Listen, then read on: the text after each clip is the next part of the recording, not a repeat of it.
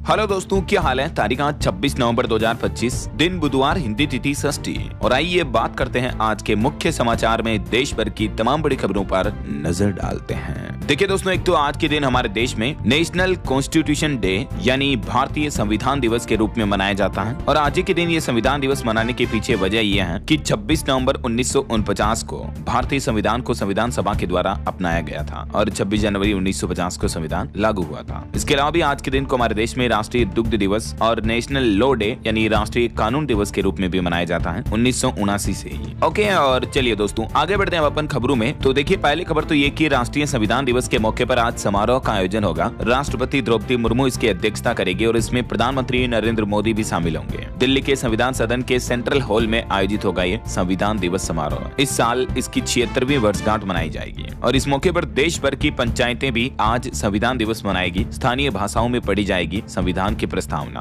पंचायती राज मंत्रालय की तरफ से भी ये नई पहल की जा रही इस बार, है ना। चलिए अगली खबर देखिए। मंत्रोच्चार और जय घोष के बीच राम मंदिर की शिखर पर प्रधानमंत्री नरेंद्र मोदी ने लहराया धर्म ध्वज। आखिरकार आपको पता होगा, बीते दिन अयोध्या में राम मंदिर के शिखर पर ध्वजारोहण का कार्यक्रम पूरा हुआ। प्रधानमंत्री ने खुद अपने हाथों से फहराई ये धर्म ध्वजा और इस मौके पर मोदी भावुक हो गए। उन्होंने कहा कि अब मानसिक गुलामी से मुक्ति का लक्ष्य है। इसने राम को भी काल्पनिक बता दिया। पीएम ने विपक्ष पर तंज कसते हुए कहा कि ये मानसिकता इतनी हावी हो गई कि वर्षों तक भगवान राम को काल्पनिक बताया गया। और इस ध्वजारोहण के कार्यक्रम के दौरान देश के चारों शंकराचार्यों को छोड़कर देश भर के मठों के संत मंदिर परिसर में मौजूद रहे। पीएम मोदी ने साकेत कॉलेज से लेकर राम जन्मभूमि तक अयोध्या में तकरीबन 1.5 किलोमीटर लंबा रोड शो का आयोजन भी किया। बाकी ये भक्तिमय माहौल की तस्वीरें आप देख सकते हैं। राम मंदिर ध्वजारोहण की कुछ अलग अलग फुटेज देखिए। मोदी रामलला के लिए चंवर वस्त्र लेकर पहुंचे, सप्तऋषि मंदिरों में भी पूजा की और रोड शो में पीएम पर पुष्प वर्षा भी की अयोध्या वासियों ने। पूरी अयोध्या राममय हो गई। जैसे ही धर्म ध्वजा कंप्लीट हुई, वहां मौजूद संतों और श्रद्धालुओं ने जय श्री राम के जयकारे लगाए। पीएम मोदी ने आरएसएस प्रमुख मोहन भागवत के साथ मिलकर राम दरबार में पूजा अर्चना भी की और पीएम खुद रामलला के लिए अपने हाथों से वस्त्र और चंवर भी लेकर पहुंचे। तो कुछ यूं रहा कार्यक्रम, बहुत ही भव्य और अद्भुत तरीके से। अयोध्या के अलावा दोस्तों, प्रधानमंत्री बीते दिन हरियाणा के कुरुक्षेत्र भी गए और यहाँ कुरुक्षेत्र में ब्रह्म सरोवर पर आरती कार्यक्रम में शामिल हुए। शहीदी दिवस के मौके पर समागम में सिक्का भी जारी किया और बोले कि नया भारत डरता और रुकता नहीं है। और श्री गुरु तेग बहादुर जी के शहीदी दिवस के मौके पर किताब का विमोचन किया और एक सिक्का भी रिलीज किया। और इस शहीदी दिवस के समागम में पीएम मोदी जमीन पर बैठे हुए नजर आए। ये तस्वीरें आप देख सकते हैं। चलिए अगला अपडेट देखिए। प्रधानमंत्री आज करेंगे सफरान एयरक्राफ्ट इंजन सर्विसेज इंडिया सुविधा केंद्र का उद्घाटन भी है। आज 26 नवंबर को सुबह 10 बजे वीडियो कॉन्फ्रेंसिंग के जरिए इसका उद्घाटन करेंगे। चलिए अगली बड़ी खबर देखिए। पंजाब में किसानों ने फिर से बड़े आंदोलन का ऐलान किया और कल 27 तारीख को नेशनल हाईवे जाम करेंगे। बताया जा रहा कि संभू व खनौरी बॉर्डर के किसान संगठनों ने आने वाले दिनों के लिए बड़े आंदोलन का ऐलान किया है। किसान नेताओं ने साफ कहा कि यदि सरकार उनकी मांगों पर जल्द सुनवाई नहीं करती है तो आंदोलन को और अधिक उग्र रूप दिया जाएगा। और 27 नवंबर को पंजाब के जालंधर स्थित नेशनल हाईवे को पूरी तरह से जाम किया जाएगा। और अगले महीने 5 दिसंबर को पूरे पंजाब में 2 घंटे ट्रेन रोकने का भी ऐलान किया है किसान संगठनों की तरफ से। चलिए अगली खबर देखिए दोस्तों। वित्त मंत्रालय की रिपोर्ट के मुताबिक वित्त वर्ष 2025 में भारतीय परिवारों की वित्तीय संपत्तियां 6% तक बढ़ी है। वित्त मंत्री निर्मला सीतारमण की तरफ से ये डेटा जारी किए गए। और भारत की जीडीपी ग्रोथ पर भी अच्छी खबर देखिए। भारत की आर्थिक तरक्की पर शुभ समाचार आया। इंडिया रेटिंग्स ने जीडीपी ग्रोथ रेट का अनुमान बढ़ाया, जो कि आरबीआई से भी ज्यादा रहा। इंडिया रेटिंग्स ने FY26 के लिए अनुमान बढ़ाकर 7% कर दिया है। और हमारे देश के मुख्य आर्थिक सलाहकार वी नागेश्वरन का भी कहना है कि भारतीय अर्थव्यवस्था इस वित्त वर्ष में $4 ट्रिलियन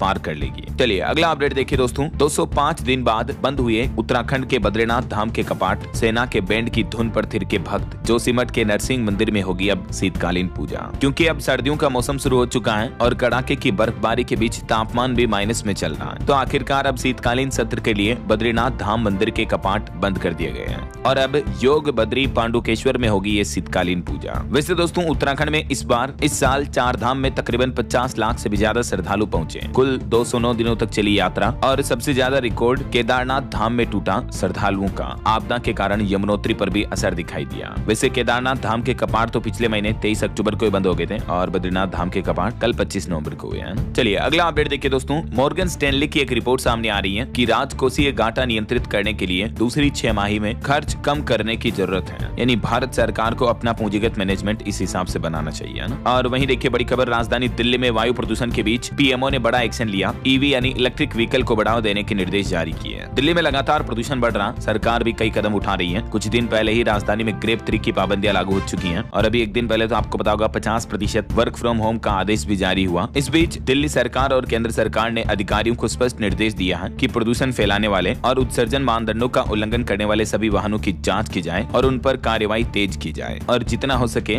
राजधानी की सड़कों पर इलेक्ट्रिक व्हीकल को बढ़ावा दिया जाए। और अब इस बारे में पीएमओ ने भी अपने ऑर्डर में कहा कि इलेक्ट्रिक व्हीकल के charging infrastructure, charging station subsidy वगैरह पर प्रगति सुनिश्चित करने के निर्देश दिए हैं। चलिए खबर देखिए, टीईटी अनिवार्यता के विरोध में दिल्ली में जुटे शिक्षक। उत्तर प्रदेश समेत देश भर के कई राज्यों के टीचर्स ने बीते 2 दिन दिल्ली के जंतर मंतर पर ये विरोध प्रदर्शन किया सुप्रीम कोर्ट के टीईटी अनिवार्य के फैसले के खिलाफ। और खबर देखिए, मध्य प्रदेश भोपाल को 194 करोड़ रुपए की योजनाओं की सौगात दी। मुख्यमंत्री डॉक्टर मोहन यादव ने यहाँ स्पोर्ट्स स्टेडियम का उद्घाटन किया। सांदीपनि विद्यालय और अमृत 2.0 परियोजना का लोकार्पण भी किया। चलिए अगली खबर देखिए दोस्तों, भारत के अरुणाचल प्रदेश को लेकर चीन ने विवादित बयान दिया। चाइना बोला कि अरुणाचल तो हमारा है, इस पर भारत ने अवैध कब्जा कर रखा है, हम इसे मान्यता नहीं देते हैं। तो चीन के इस बयान पर भारत ने भी जवाब देते हुए कहा कि अरुणाचल हमारा अभिन्न हिस्सा है, सच्चाई कभी नहीं बदल सकती है। चीन की तरफ से खुद डायरेक्टली इस बार अरुणाचल प्रदेश को अपना हिस्सा बताया है। मंगलवार को बीते दिन चीनी विदेश मंत्रालय की प्रवक्ता माओ निंग ने कहा कि जांगनान यानी अरुणाचल हमारा हिस्सा है। चीन का यह बयान भारतीय महिला पीएम वांगजोम थांगडोक के साथ शंघाई एयरपोर्ट पर बदसलूकी के आरोपों के सवाल पर आया है। तो चीन के इस विवादित बयान पर भारतीय विदेश मंत्रालय के प्रवक्ता रणधीर जायसवाल ने भी कहा कि अरुणाचल भारत का अभिन्न हिस्सा है, अभिन्न अंग है और ये सच्चाई कभी नहीं बदल सकती है। और अगला अपडेट देखिए, देश के सर्वोच्च न्यायालय सुप्रीम कोर्ट ने कहा कि हिरासत में मौतें बर्दाश्त नहीं है। अक्सर आपको पता होगा जेल में पुलिस वाले कई बार जो अपराधियों को हिरासत में रखते हैं, कूटते पीटते मारते हैं और उनकी जान चली जाती है। तो ऐसे मामलों पर संज्ञान लेते हुए सुप्रीम कोर्ट ने केंद्र सरकार और राज्य सरकारों को नोटिस भी जारी किया और थानों में सीसीटीवी कैमरे लगाने के मामले पर भी 16 दिसंबर तक रिपोर्ट मांगी है। और वहीं दोस्तों आर्मी अफसर मामले पर भी सुप्रीम कोर्ट बोला कि आर्मी अफसर की बर्खास्तगी सही है। उनकी अपील खारिज हुई, कहा कि आप सेना के लायक नहीं, धार्मिक आदेश न मानने पर सेना से निकाले गए थे। आर्मी के एक पूर्व ईएसआई अफसर की उस याचिका को खारिज कर दिया क्योंकि अफसर पर ये गंभीर आरोप थे। चलिए अगली बड़ी खबर देखिए दोस्तों, भारत अब रूस से नहीं खरीदेगा तेल, अमेरिका के पैंतरे से बिगड़ गया पूरा खेल। अमेरिका और पश्चिमी देशों के सख्त प्रतिबंधों के चलते भारत दिसंबर महीने में रूस से तेल की खरीद 3 साल के सबसे निचले स्तर पर कर रहा है। मतलब दोस्तों पिछले 3 सालों से जो भारत रूस से जितना तेल खरीद रहा था, तो उस रेशियो के हिसाब से अब सबसे कम तेल खरीदेगा। अगले महीने दिसंबर में 18 लाख की जगह सिर्फ 6 लाख बैरल पर ही क्रूड ऑयल के आयात होने का अनुमान है। अमेरिका और यूरोपियन यूनियन के प्रतिबंधों का ये असर दिख रहा है। और सोना चांदी के भाव पर भी खबर आ रही दोस्तों, सोना 1811 रुपए महंगा होकर 1,25,119 रुपए प्रति 10 ग्राम पहुंच चुका है। चांदी का भाव भी 2670 रुपए चढ़कर 1,56,320 रुपए प्रति किलो पहुंच गया है। इसी साल सोना 48,987 रुपए महंगा हुआ, जबकि चांदी 70,303 रुपए महंगी हुई है। बाकी और भी अलग अलग कैरेट के हिसाब से सोने की कीमतें आप देख ही सकते हैं स्क्रीन पर। और खबर देखिए, दिल्ली हाईकोर्ट ने एक पति पत्नी के मामले पर सुनवाई करते हुए कहा कि पत्नी अपनी प्रेगनेंसी को ढाल नहीं बना सकती है। शुरुआत से ही पति को मानसिक प्रताड़ना दी थी एक पत्नी ने, तो दोनों के तलाक की मंजूरी दे दी। दिल्ली हाईकोर्ट ने केस की सुनवाई करते हुए कहा कि अगर पति प्रेग्नेंट है तो प्रेगनेंसी को पति के खिलाफ हुई क्रूरता के बचाव के लिए ढाल नहीं बनाया जा सकता है। ऐसा कोर्ट ने माना कि पत्नी के व्यवहार से पति ने मानसिक प्रताड़ना झेली और इससे वैवाहिक संबंध भी पूरी तरह से टूट गए हैं। ये एग्जैक्टली आप देख सकते हैं दिल्ली हाईकोर्ट ने इस मामले में क्या बयान दिया है। और वहीं देखिए, हमारे देश के सुप्रीम कोर्ट के पूर्व सीजेआई गवाई बोले कि हिंदू विरोधी होने के आरोप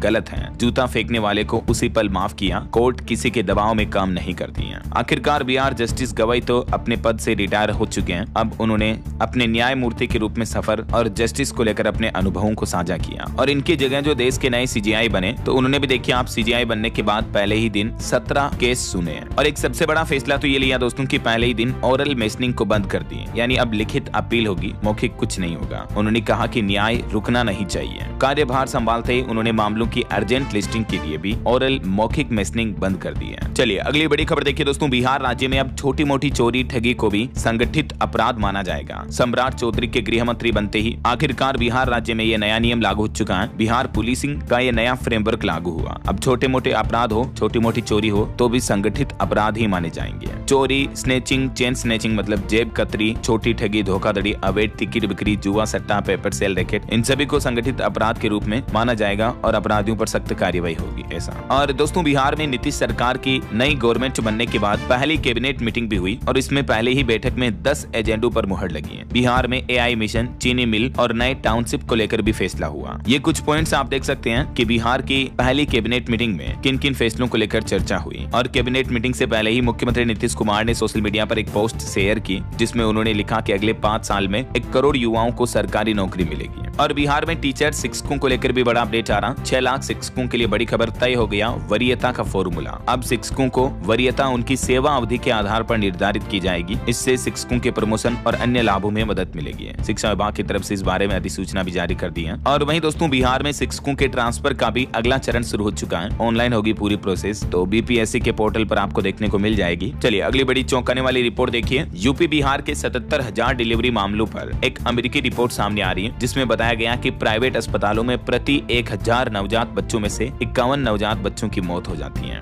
जबकि सरकारी आंकड़ा सिर्फ 32 का ही है। जी हाँ, देखिए दोस्तों जरा ये चौंकाने वाली रिपोर्ट अमेरिका के research institute for compassionate economics RICI की तरफ से जारी की गई और इसमें खुलासा हुआ कि भारत के यूपी बिहार इन राज्यों के ग्रामीण इलाकों में प्राइवेट अस्पतालों में जन्म लेने वाले नवजात बच्चों की मौत का खतरा सरकारी अस्पतालों की तुलना में भी 60% ज्यादा है। ये वाकई में हैरानी की बात है कि यूपी बिहार में प्राइवेट हॉस्पिटलों में इतनी घटिया सर्विस है या इस हद तक मृत्यु दर है नवजात बच्चों की। अब क्या कहना चाहोगे दोस्तों आप इन आंकड़ों पर? आपकी राय विचार कमेंट करके बताएगा जरूर। और बाकी सरकारों को भी इन रिपोर्ट्स के बाद संज्ञान लेना चाहिए और प्राइवेट अस्पतालों की स्थितियों को जांचा परखा जाना चाहिए, है ना। चलिए अगली खबर देखिए दोस्तों। राजस्थान के चित्तौड़गढ़ में श्री सांवलिया सेठ के भंडार ने तो इस बार सारे रिकॉर्ड ही तोड़ दिए। 4 राउंड में ही निकले 36 करोड़ रुपए और गिनती अभी भी जारी है। मेवाड़ के कृष्ण धाम श्री सांवलिया सेठ जी के मंदिर की ये दान पेटी की गिनती जारी है। तभी तो कहते हैं सेठा में सेठ मारो सांवरियो सेठ। वाह वाह वाह वाह। यहाँ 300 साल पहले ये सांवरिया सेठ जी की मूर्ति मिली थी। मंदिर की कुछ हिस्टोरिकल बातें आप देख सकते हैं। और चलिए अगली खबर देखिए। उत्तराखंड के मुख्यमंत्री पुष्कर सिंह धामी बोले कि राहुल और अखिलेश को अच्छे संस्कार सिखाने चाहिए थे। अखिलेश यादव ने कहा था कि 2047 तक मोदी धरती पर नहीं रहेंगे। उनकी इसी बात को लेकर CM पुष्कर सिंह धामी ने तंज कसा महागठबंधन पर। और वहीं सुप्रीम कोर्ट ने एक और अहम फैसला सुनाते हुए कहा कि एक लड़का लड़की या पुरुष महिला के बीच सहमति से बने संबंध और रेप में काफी अंतर होता है। रिलेशनशिप टूटने पर कई बार महिलाएं रेप के आरोप लगा देती हैं, लेकिन सुप्रीम कोर्ट ने कहा कि इस तरह के आरोप नहीं लगाए जा सकते हैं। और अगर शादी के वादे पर संबंध बना तो भी उसे साबित करना होगा, उसे भी रेप नहीं माना जा सकता है। एक ऐसे ही महिला पुरुष के केस मामले पर सुनवाई करते हुए सुप्रीम कोर्ट ने ये अहम फैसला सुनाया है ना। और वहीं दोस्तों दिल्ली ब्लास्ट मामले पर भी एक और बड़ी खबर आ रही। देखिए आप, आतंकी डॉक्टर शाहीन की अल फलाह यूनिवर्सिटी में नंबर 3 पोजीशन थी। MBBS स्टूडेंट्स की ट्रेनिंग और नियम बनाने का जिम्मा इनके ऊपर था। तो इस यूनिवर्सिटी में अब माइनॉरिटी दर्जे मामले पर भी सुनवाई 4 दिसंबर को होगी। और वहीं इधर आतंकी डॉक्टर मुजम्मिल को फरीदाबाद और गुरुग्राम लेकर पहुंची NIA। बोला कि यहीं से खरीदा 1600 किलो अमोनियम नाइट्रेट। अल फलाह यूनिवर्सिटी में भी 1.5 घंटे और छानबीन हुई। बाकी दिल्ली ब्लास्ट मामले को लेकर सभी राष्ट्रीय जांच एजेंसियां अभी भी अपनी जांच जारी रखे हुए हैं। हमें उम्मीद है जल्द से जल्द अपराधियों को कड़ी से कड़ी सजा मिलेगी, है ना। बहरहाल अभी तो कुछ और महत्वपूर्ण और काम की खबरें देखेंगे दोस्तों अपन, लेकिन फिलहाल वक्त तो चला है आज के ताजा मौसम समाचार जानने का। और हाँ, एक छोटी सी रिक्वेस्ट आपसे ये है कि अगर आप DLS न्यूज चैनल से अभी तक भी जुड़े नहीं हो तो जुड़ जाइए। चैनल को सब्सक्राइब करके बेल आइकन जरूर दबा दीजिएगा ताकि आपको रोजाना की ताजा खबरें, महत्वपूर्ण मुख्य समाचार, काम के न्यूज अपडेट सबसे पहले आपके मोबाइल पर मिलते रहेंगे। ओके, और चलिए बिना टाइम वेस्ट किए सीधा आगे बढ़ते हैं मौसम अपडेट में। तो देखिए दोस्तों, एक तो मौसम विभाग की तरफ से चक्रवाती तूफान की चेतावनी जारी की है। IMD ने 4 राज्यों में भारी बारिश का अलर्ट भी जारी किया है। भारतीय मौसम विज्ञान विभाग का कहना है कि आने वाले 2-3 दिन के अंदर अंदर दक्षिण भारत के कुछ राज्यों में मौसम बिगड़ सकता है। 4 राज्यों में बहुत भारी बारिश का अलर्ट रहेगा। साइक्लोनिक सिस्टम के प्रभाव के चलते तमिलनाडु, केरल, लक्षद्वीप और अंडमान निकोबार द्वीप समूह में और तटीय आंध्र प्रदेश में अगले 5 दिनों तक भारी से बहुत भारी बारिश देखने को मिल सकती है। 26-27 से लेकर 29-30 नवंबर तक भारी बारिश की चेतावनी जारी की है। 29 नवंबर तक तमिलनाडु में भी बारिश की चेतावनी है। बाकी राजस्थान, मध्य प्रदेश के 16 शहरों का तापमान 10 डिग्री से भी नीचे चल रहा। देखिए राजस्थान में भी कुछ जिलों में बारिश का अलर्ट जारी हुआ। मौसम विभाग का कहना है कि सर्दी बढ़ेगी। कई जिलों में धुंध छाई। दिन के तापमान में 2 डिग्री तक की गिरावट देखने को मिली है। लेकिन मौसम विज्ञान केंद्र जयपुर के मुताबिक राजस्थान में भी अगले 2 दिन इसी तरह का मौसम बना रहने का अनुमान जताया है। और 27 नवंबर को एक हल्के पश्चिमी विक्षोभ के सक्रिय होने के चलते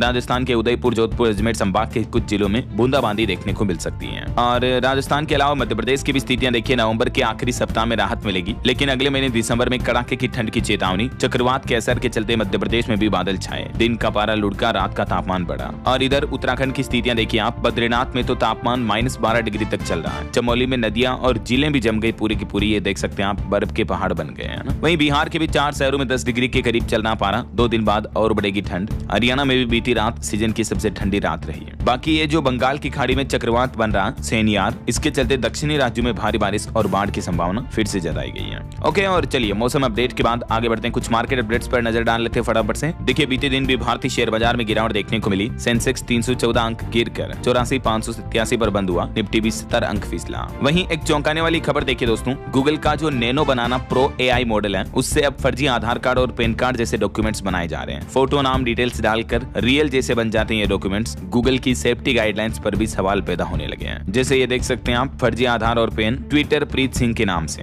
और वहीं दोस्तों क्रिप्टो मार्केट पर बड़ी खबर आ रही है कि एक बिटकॉइन पर 20 लाख रुपए का नुकसान हुआ। क्रिप्टो करेंसी में बड़ी गिरावट के चलते निवेशकों को काफी बड़ा झटका लगा है। चलिए आगे बढ़ते हैं खबरों में। देखिए पश्चिम बंगाल में चुनाव आयोग के SIR के अभियान का विरोध करते हुए मुख्यमंत्री ममता बनर्जी ने विरोध प्रदर्शन रैली निकाली। ममता बोले कि चुनाव आयोग अब बीजेपी आयोग बन गया है। उन्होंने कहा कि ये निष्पक्ष संस्था नहीं है। 10 TMC सांसद 28 नवंबर को इलेक्शन कमीशन से भी मिलेंगे। इधर तमिलनाडु में भी SIR के खिलाफ सुप्रीम कोर्ट में 6ठी याचिका दायर की गई। तो अब चुनाव आयोग को नोटिस भी भेजा सुप्रीम कोर्ट ने। इससे पहले बंगाल और केरल सरकार ने भी SIR को चुनौती दी थी। तो कोर्ट इस मामले पर अगली सुनवाई 2 दिसंबर को करेगा ना। अभी देश भर के 12 राज्यों और केंद्र शासित प्रदेश में आपको पता होगा SIR अभियान चल रहा चुनाव आयोग का। और यूपी में एक और मामला देखने को मिला। देखिए SIR ड्यूटी में लगे टीचर ने जहर खाकर खुद की जान दे दी। वर्किंग प्रेशर, काम के दबाव का लोड काफी ज्यादा देखने को मिल रहा BLO पर। पश्चिम बंगाल में भी SIR प्रक्रिया पर विवाद बढ़ा। BLO ने भी अपना प्रदर्शन तेज किया। राज्यपाल भी बोले कि हिंसा भड़काने की अनुमति हम नहीं दे सकते हैं। तो ये कुछ SIR अभियान के अपडेट रहे। और अगली खबर देखिए आप, कर्नाटक राज्य में मुख्यमंत्री बदलने की अटकलें तेज हो रही है। शिव कुमार बोले कि ये सीक्रेट डील है। मुख्यमंत्री सिद्धारमैया ने कहा कि हाईकमान अंतिम फैसला ले। खड़गे बोले कि सार्वजनिक चर्चा नहीं करेंगे। और देखिए दोस्तों एक बड़ी सड़क दुर्घटना हो गई। नेशनल हाईवे पर बड़ा हादसा हो गया। 6 लोगों की मौत हो गई। बिहार के शेखपुरा में एक CNG ऑटो और ट्रक के आमने सामने से टक्कर हो गई। इस घटना में 6 लोगों की जान चली गई, जबकि 9 लोग गंभीर रूप से घायल हैं। चलिए आगे बढ़ते हैं खबरों में। देखिए आप कुछ इंटरनेशनल न्यूज अपडेट। पाकिस्तान के खैबर पख्तूनख्वा में पाकिस्तानी सुरक्षा बलों ने चलाया ऑपरेशन। TTP के 22 लोगों को जान से मारा। और पाकिस्तान ने एक बार फिर से अफगानिस्तान पर भी हमला किया, हवाई अटैक किया, जिसमें बताया जा रहा है कि 9 बच्चों समेत 10 लोगों की जान जा चुकी है। बीती आधी रात पाकिस्तान ने अफगानिस्तान में 3 एयर स्ट्राइक किए, जिसमें 9 बच्चे और एक महिला की जान चली गई। तालिबान बोला कि इसका भी सही समय पर मुंहतोड़ जवाब देंगे। और वहीं दोस्तों इथियोपिया में जो 12,000 साल बाद ज्वालामुखी फटा था, इसकी राख का गुब्बार 15 किलोमीटर ऊंचा उठा और 4,000 किलोमीटर दूर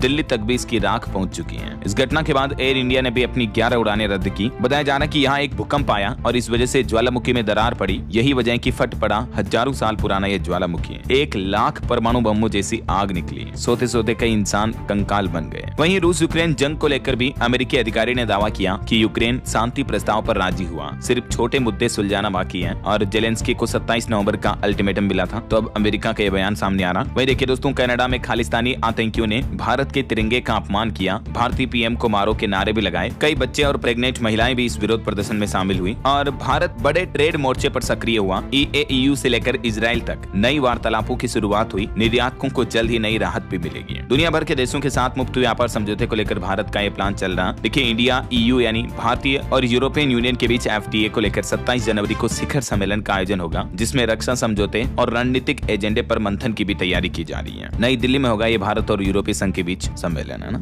चलिए खेल समाचार पर खबर आ रही दोस्तों। T20 वर्ल्ड कप में इंडिया और पाकिस्तान का मुकाबला 15 फरवरी को होगा। भारत श्रीलंका के 8 वेन्यू पर 29 दिन में 55 मैच होंगे। हर मैच का शेड्यूल जारी हो चुका है। T20 वर्ल्ड कप 2026 को लेकर ये कुछ प्रमुख मैच होंगे भारतीय ग्रुप के, है ना। और नक्सलवाद पर बड़ी खबर देखिए। छत्तीसगढ़ के नारायणपुर में 28 नक्सलियों ने सरेंडर किया। 22 माओवादियों पर 89 लाख रुपए का इनाम भी था। वहीं नीले ड्रम वाली मुस्कान ने जो बेटी को जन्म दिया, उसका नाम राधा रखा गया। मेरठ में ससुराल वाले बोले कि बच्चे का DNA टेस्ट कराएंगे। बॉलीवुड एक्टर धर्मेंद्र के निधन के बाद अब 5 बड़े सवाल उठ रहे हैं कि धर्मेंद्र पद्म भूषण अवार्डी हैं, लेकिन फिर भी उनका राजकीय सम्मान क्यों नहीं किया गया निधन के बाद। यहाँ तक कि उनके फैंस को अंतिम दर्शन भी नहीं करने दिए। इतनी जल्दबाजी में अंतिम संस्कार, दाह संस्कार क्यों किया गया। अभी 24 नवंबर को आपको पता होगा बॉलीवुड अभिनेता धर्मेंद्र का निधन हो गया। और जिस तरीके से उनका अंतिम संस्कार हुआ, परिजनों ने आनंद फानन में घर से डायरेक्ट एम्बुलेंस बुलाकर शमशान घाट ले गए और अंतिम संस्कार कर दिया। तो इससे उनके चाहने वालों के मन में कई सवाल उठने लगे हैं कि आखिर उनकी पार्थिव देह को अंतिम दर्शन के लिए क्यों नहीं रखा गया और पद्म भूषण से सम्मानित होने के बावजूद राजकीय सम्मान के साथ उनका अंतिम संस्कार क्यों नहीं किया। इतनी गुपचुप तरीके से अंतिम संस्कार क्यों किया गया। वाकई में ये सवाल हैरान करने वाले हैं। आपका क्या ख्याल है दोस्तों, इस मुद्दे की जांच होनी चाहिए या नहीं? आपकी राय विचार कमेंट करके बताएगा जरूर। चलिए फिलहाल देखिए अगली खबर। भारत में बचे 5800 यहूदियों को ले जाया जाएगा इजराइल, अगले 5 साल में अपने यहाँ बसाएगा। अभी नॉर्थ ईस्ट राज्यों में रहते हैं ये। वहीं ऑटो इंडस्ट्री से खबर आ रही, 22 साल बाद मॉडर्न लुक में टाटा की सिएरा लॉन्च हुई। शुरुआती कीमत इसकी 11.5 लाख रुपए के लगभग है। 3 स्क्रीन वाली टाटा की ये पहली एसयूवी होगी जो हुंडई क्रेटा को टक्कर देगी। और वहीं टेक न्यूज से भी खबर है, OnePlus 17 दिसंबर को 2 गैजेट्स लॉन्च करेगी। 15R स्मार्टफोन में आपको अच्छा खासा प्रोसेसर वगैरह मिलेगा और कंपनी की तरफ से एक नया टैबलेट भी लॉन्च किया जाएगा। चलिए खबर आ रही, दिल्ली नगर निगम के 12 वार्डों में उपचुनाव होंगे। हरियाणा में रह रहे वोटर्स के लिए भी सरकार ने घोषित किया सवेतन अवकाश। वहीं एक चौंकाने वाली रिपोर्ट देखिए दोस्तों, देश के 447 जिलों की हवा काफी जहरीली है। सबसे प्रदूषित टॉप 10 राज्यों में दिल्ली अव्वल है। CREA की तरफ से पॉल्यूशन को लेकर ये रिपोर्ट जारी की गई। ये वो देश भर में सर्वाधिक प्रदूषित 10 राज्य और केंद्र शासित प्रदेश, जिसमें दिल्ली नंबर 1 पर है ना। और देखिए एम्स के वैज्ञानिकों ने भी विकसित की दुनिया की सबसे सुरक्षित मिर्गी सर्जरी, जिसका नाम रोटेक है। सिर्फ 60 मिनट में मिर्गी से मिलेगी मुक्ति। मिर्गी के रोगियों को अब मिर्गी की बीमारी से छुटकारा मिल सकता है। यह नई तकनीक उन रोगियों के लिए आशा की किरण है जिनकी मिर्गी दवाओं से ठीक नहीं होती है। तो एम्स के वैज्ञानिकों को इस मामले में बड़ी सफलता मिली है।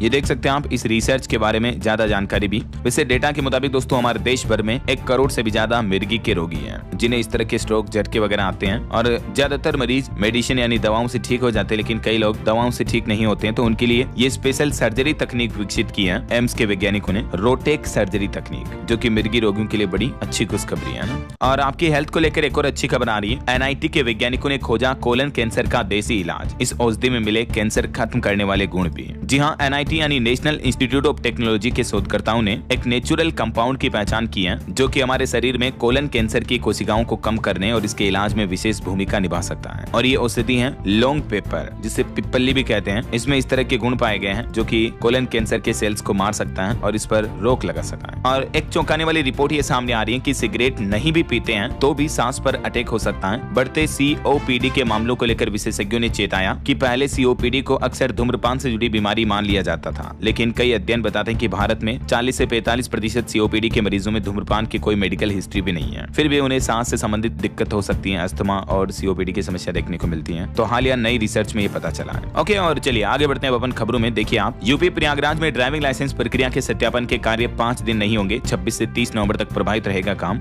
और मध्य प्रदेश में चीतों को नया ठिकाना मिलने जा रहा। रानी दुर्गावती टाइगर रिजर्व बनेगा देश का तीसरा चीता हब। 2026 में यहाँ भी अफ्रीका से चीते लाए जाएंगे। और टेक न्यूज से खबर आ रही, Gmail नोटिफिकेशन में बड़ा बदलाव हुआ। अब एंड्रॉइड पर इस तरह से दिखेगा ईमेल का प्रीव्यू। ये देख सकते हैं आप, एंड्रॉइड में अब आपको कुछ यूं आएगा Gmail का नोटिफिकेशन, जिसमें आप शॉर्ट में ईमेल वगैरह भी देख पाएंगे, है ना। चलिए खबर देखिए, उत्तर प्रदेश में भी दिल्ली के जैसे ही बनेंगे डिटेंशन सेंटर। बांग्लादेशी और रोहिंग्या के साथ अफ्रीकी भी संदेह के दायरे में लिए जाएंगे। वहीं खबर आ रही, AI बबल से दुनिया घबराई, भारत बना सुरक्षित ठिकाना। CLSA की रिपोर्ट में सामने आया 2026 में भारत में विदेशी निवेशकों की वापसी होने जा रही है। और मार्केट रेगुलेटर सेबी का डबल झटका, डबल सुरक्षा। अब बाहरी बिजनेस भी चलाएंगे DTS, लेकिन रिकवरी फंड के नियम और भी सख्त कर दिए हैं। सेबी ने निवेशकों के पैसों को ज्यादा सिक्योर करने और फाइनेंशियल सर्विस को मजबूत करने के लिए ये नया प्लान, नए नियम, नए आदेश जारी किए हैं। और वहीं देखिए किसान भाई लोगों के लिए अपडेट, खुशखबरी है। सिंचाई के लिए बिजली बिल पर सरकार देगी 90% तक सब्सिडी और धान पर भी बोनस मिलेगा। जी हाँ, मध्य प्रदेश के मुख्यमंत्री डॉक्टर मोहन यादव ने बताया कि इस नई योजना के तहत किसानों को केवल बिजली बिल का 10% ही भुगतान करना होगा, जबकि 90% राशि खुद सरकार वहन करेगी। और किसानों को बोनस वगैरह भी दिए जाएंगे। 2600 रुपए प्रति क्विंटल की दर से गेहूं खरीदने को लेकर MP के CM मध्य प्रदेश के मुख्यमंत्री ने ये कुछ बड़ी घोषणाएं की हैं। और वहीं देखिए माइनिंग को लेकर सरकार का कहना है कि महत्वपूर्ण खनिजों की रिसाइकलिंग के लिए प्रोत्साहन योजना लाई जाएगी। 1500 करोड़ की प्रोत्साहन योजना के लिए कई कंपनियां भी आगे आई हैं। और खबर है 50% आरक्षण की सीमा टूटी, सुप्रीम कोर्ट ने एक अहम टिप्पणी की। महाराष्ट्र के 57 निकायों के चुनावी नतीजे फैसले से बंधे होंगे। अब इस मामले पर अगली सुनवाई 12 दिसंबर को दोपहर 12 बजे होगी। और इकरा की एक रिपोर्ट देखिए दोस्तों, भारतीय उद्योग जगत की आय तीसरी तिमाही में 8 से 10% तक बढ़ने का अनुमान जताया है। वहीं एक रिपोर्ट सामने आ रही है कि नए श्रम कानून से हमारे देश में बेरोजगारी दर घटेगी। 77 लाख नई नौकरियां,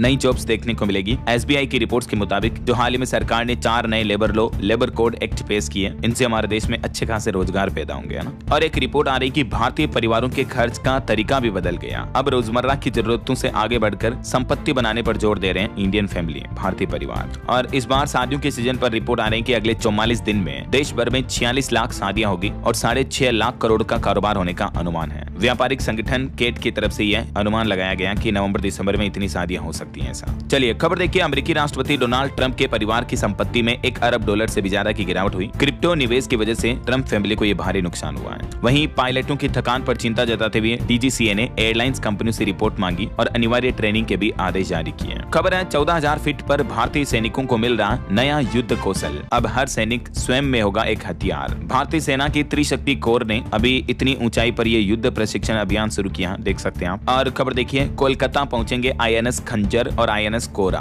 आम लोग भी कर सकेंगे समुद्री ताकत का एहसास। पश्चिम बंगाल की राजधानी कोलकाता आने वाले ये नेवी सप्ताह और नेवी डे के मौके पर यहाँ लंगर डालेंगे। और रिसर्च यानी शोध को लेकर भी एक खबर आ रही है कि अब केवल कागजी नहीं होंगे रिसर्च, बल्कि परिणाम लाने तक का प्लान तैयार होगा। भारत को विकसित बनाने में मिलेगी मदद। भारत में अब रिसर्च पर जोर दिया जाएगा। ऐसा वही देखिए, देश के रक्षा मंत्री राजनाथ सिंह बोले कि अब भारत खरीदार नहीं बल्कि तकनीक का निर्माता और निर्यात करता भी है। रक्षा मंत्री बोले कि देश में स्वदेशीकरण आंदोलन चल रहा है। असम राज्य की विधानसभा का शीतकालीन सत्र शुरू हो चुका है। दिल्ली हत्याकांड की रिपोर्ट और 18 अहम बिल पेश किए जाएंगे। और वही देखिए, पार्लियामेंट में इस बार शीतकालीन सत्र यानी विंटर सेशन में विपक्ष से टकराव न हो, इसके लिए सरकार ने 30 नवंबर को सर्वदलीय बैठक का प्रस्ताव भी रखा है। और खबर आ रही कि चीन पर नकेल कसने की तैयारी, स्टील आयात पर भारी शुल्क लगाने की तैयारी में है भारत सरकार। वहीं देखिए, 10 साल बाद राजधानी दिल्ली में बदलेंगे सर्कल रेट। पहली बार होगी A+ कैटेगरी। फार्म हाउस से लेकर फ्लैट तक की कीमतों पर जबरदस्त असर देखने को मिलेगा। A कैटेगरी के इलाके सबसे महंगे होते हैं, तो दिल्ली में नए सर्कल रेट्स के बाद प्रॉपर्टी वगैरह और महंगी होगी, है ना। ये देख सकते हैं आवासीय भूमि के लिए अब सर्कल रेट क्या होंगे और वाणिज्यिक भूमि के लिए सर्कल रेट क्या तय किए गए। इसी तरह से फ्लैटों वगैरह के लिए राजधानी में सर्कल रेट की रेट लिस्ट में ये कुछ प्रमुख बदलाव हुए हैं। वहीं खबर है, भारत को यूरेनियम भी देगा कनाडा। जल्द ही दोनों देशों के बीच बड़ी डील होने का ऐलान किया जा सकता है। और असम सरकार ने पेश किया बहुविवाह पर प्रतिबंध लगाने वाला विधेयक भी। और बंगाल की खाड़ी में मिसाइल परीक्षण की संभावना है। भारत ने 6 से 8 दिसंबर के बीच जारी किया नोटिस। दिल्ली NCR के लोग शनिवार से ही कर सकेंगे हॉट एयर बैलून की सवारी भी। राजधानी में ये नई एडवेंचर एक्टिविटी शुरू होने जा रही है। और आपको एक सावधान करने वाली खबर बताता हूँ। देखिए, आप म्यांमार और थाईलैंड में नौकरी के नाम पर झांसा देकर भारतीय लोगों को फंसाया जा रहा। एक अंतर्राष्ट्रीय साइबर गिरोह का भंडाफोड़ हुआ। वडोदरा से एक महिला को गिरफ्तार भी किया गया। तो ऐसे उचक्के बदमाशों के झांसे में ना आए दोस्तों, और सावधान रहें, हमेशा सतर्क रहें। चलिए अगली खबर देखिए, एंटीबायोटिक का ज्यादा इस्तेमाल खतरनाक हो सकता है। WHO पशु पक्षियों को लेकर भी जागरूक कर रहा है। एंटीबायोटिक्स दवाओं का ज्यादा इस्तेमाल मानव स्वास्थ्य के लिए तो हानिकारक है ही, अन्य जीव जंतुओं के लिए भी काफी हानिकारक है। ऐसा वहीं उत्तर प्रदेश में श्री कृष्ण जन्मभूमि शाही ईदगाह मस्जिद विवाद मामले पर भी हिंदू पक्ष की याचिका पर अब 1 दिसंबर को सुनवाई करेगा सुप्रीम कोर्ट। और खबर है, 26 नवंबर को बिहार में पूरे प्रदेश में कांग्रेस संविधान बचाओ कार्यक्रम का आयोजन करेगा। लोकतंत्र और संवैधानिक मूल्यों की रक्षा करना इसका उद्देश्य है, ये कहना है कांग्रेस का। और खबर देखिए दोस्तों, जनगणना को लेकर झारखंड सरकार ने बड़ा फैसला लिया है। राज्य में प्रशासनिक क्षेत्राधिकार की सीमाओं में कोई परिवर्तन नहीं होगा, नोटिफिकेशन जारी हुआ। और सहारा इंडिया के निवेशकों से जुड़ा एक अपडेट आ रहा कि ईडी ने शुरू की सहारा इंडिया की संपत्तियों की तलाश। 1538 करोड़ की प्रॉपर्टी पहले ही जब्त की जा चुकी है और अब अन्य प्रॉपर्टी संपत्तियों की भी तलाश जारी है। खबर देखिए, दिल्ली हाईकोर्ट ने अहम फैसला सुनाया। अपराध की आय के रूप में ईडी कुर्क कर सकती है अवैध सट्टेबाजी से अर्जित संपत्ति भी है। दिल्ली उच्च न्यायालय की तरफ से ये महत्वपूर्ण फैसला मनी लॉन्ड्रिंग मामले को लेकर। वहीं खबर है, उत्तर प्रदेश में 2500 प्रगतिशील किसानों को मिलेगा गैप सर्टिफिकेशन ट्रेनिंग। उत्पादों की फूड सेफ्टी और हाइजीन पर रहा जाएगा फोकस। और देखिए, यूपी काशी में पहुंचेंगे 18 देशों के अनुयायी। स्वर वेद में विहंगम योग के साथ पूजा होगी। विश्व शांति की कामना की जाएगी। महामंत्र भी गूंजेंगे। कल से यह विशेष कार्यक्रम चल रहा है। और वहीं खबर देखिए, केरल हाईकोर्ट ने एक अहम फैसला सुनाते हुए कहा कि पत्नी भले ही कमाई में सक्षम है, लेकिन फिर भी भरण पोषण की हकदार होगी। हाईकोर्ट ने कहा कि कमाई करने की क्षमता होना और वास्तव में पर्याप्त कमाई करना दोनों में बहुत फर्क है। और एक पति पत्नी के तलाक मामले को लेकर हाईकोर्ट ने भरण पोषण गुजारा भत्ता पत्नी को दिए जाने का आदेश दिया पति के द्वारा। जबकि पति ने यह दलील ली थी, जैसे मान लीजिए कोई पढ़ा लिखा इंसान है तो वो पैसे कमा सकता है, तो इसका मतलब ये नहीं कि वो कमा रहा है। तो हाईकोर्ट का कहना है कि कमा सकने और वास्तविक कमा रहा, इसमें दोनों में बहुत फर्क होता है। ऐसा चलिए खबर देखिए, राजस्थान के स्कूल में तैयार होंगे इंसान जैसे रोबोट। अजमेर मेयो कॉलेज में बनी 7 करोड़ की AI लैब। वहीं मध्य प्रदेश के मुख्यमंत्री मोहन यादव कैबिनेट बैठक में महत्वपूर्ण निर्णय लिया गया। शहीद के भाई को अब सब इंस्पेक्टर बनाएंगे। नप्पा अध्यक्ष का सीधे जनता से चुनाव कराने का विधेयक भी मंजूर हुआ। और भी MP कैबिनेट में ये कुछ प्रस्ताव मंजूर हुए। मोहन यादव की अध्यक्षता में ये महत्वपूर्ण फैसले लिए गए। वहीं खबर है, झारखंड में तेजी से बदल रहा मौसम का मिजाज। पश्चिमी विक्षोभ का प्रभाव दिखेगा। कई जिलों में तापमान 10 डिग्री से नीचे पहुंचा। कोहरे की वजह से हवाई यात्रा पर भी असर देखने को मिल सकता है। और एजुकेशन पर खबर आ रही दोस्तों, पंजाब नेशनल बैंक में जो LBO की भर्ती निकली हुई है ना, तो उसमें लास्ट डेट बढ़ चुकी है। अब 1 दिसंबर तक आवेदन किए जा सकेंगे। ओके, और चलिए अंत में आज के राशिफल पर नजर डाल लेते हैं। देखिए, मेष राशि के लोगों को बड़े बुजुर्गों की सलाह से लाभ हो सकता है। कन्या राशि राशि के लोगों को कोई भी पारिवारिक समस्या हल करने की शक्ति मिलेगी। और भी कुछ अलग अलग राशियों का राशिफल आप देख सकते हैं स्क्रीन पर। एक्चुअली डेली में बोलता हूँ लेकिन एडिटर इसको लगाता ही नहीं है, तो आज लगा ही दिया मैंने खुद ही। तो देख लीजिएगा आप, और बाकी इस वीडियो को लाइक और शेयर करना। और हाँ दोस्तों, आप मुझे कमेंट करके बताइए कि आप कौन से राज्य में रहते हैं, कौन से राज्य के कौन से जिले से ये वीडियो देख रहे हैं, कमेंट में बताएगा जरूर, है ना। DLS न्यूज चैनल को सब्सक्राइब करके बेल आइकन जरूर दबा देना, रोजाना ऐसी इन्फॉर्मेटिव जानकारी, महत्वपूर्ण समाचार देखते रहने के लिए। ओके, ख्याल रखिएगा अपने आप का, अपने परिवार का। मिलेंगे अगले नेक्स्ट अपडेट में, तब तक के लिए जय हिंद, जय भारत, वंदे मातरम।